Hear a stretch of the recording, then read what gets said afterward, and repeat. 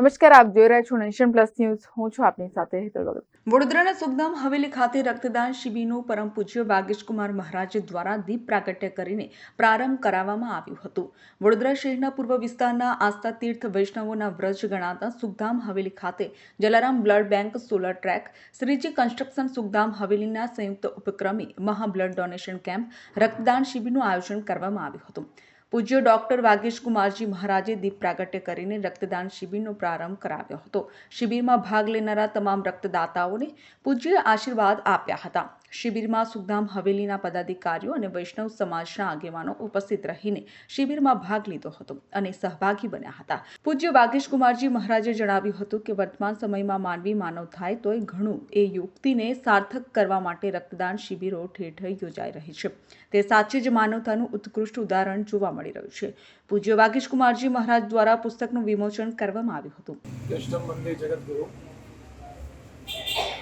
Sukhdham Waghodia road, જે અત્યારે વડોદરામાં સુપ્રસિદ્ધ એક સ્થાન બન્યું છે પ્રભુના બિરાજવાનું, ત્યાં આજરોજ અનેક સંસ્થાઓના ઉપલક્ષ્યમાં બ્લડ ડોનેશન કેમ્પનું એક ભવ્ય આયોજન કરવામાં આવ્યું છે.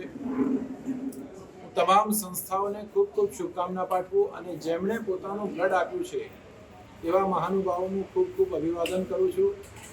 આજના યુગની અંદર રક્તની આવશ્યકતા એ દરેક જીવનમાં માનવ માત્ર માટે બહુ જ મહત્વની છે અને એ મહત્વપૂર્ણ બાબતોને ધ્યાનમાં રાખી સુખધામ મંદિર સમય પર સામાજિક પ્રવૃત્તિઓ કરતું આવ્યું છે અને કરતું રહેશે એવી મને પૂર્ણ રૂપે આશા છે.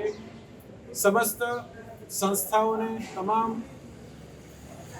બ્લડ આપનાર ડોનરોને આજના દિવસે હું ખૂબ ખૂબ શુભકામના અને મંગલકામના પાઠવું છું. Bureau report, nation plus news, Vadodara. સમાચારોના સતત અપડેટ મેળવવા માટે અમારી નેશન પ્લસ ન્યૂઝની યુટ્યુબ ચેનલને સબસ્ક્રાઇબ કરો, બેલ આઇકન દબાવો અને જોડાયેલા રહો ફેસબુક, ઇન્સ્ટાગ્રામ અને ટ્વિટર પર.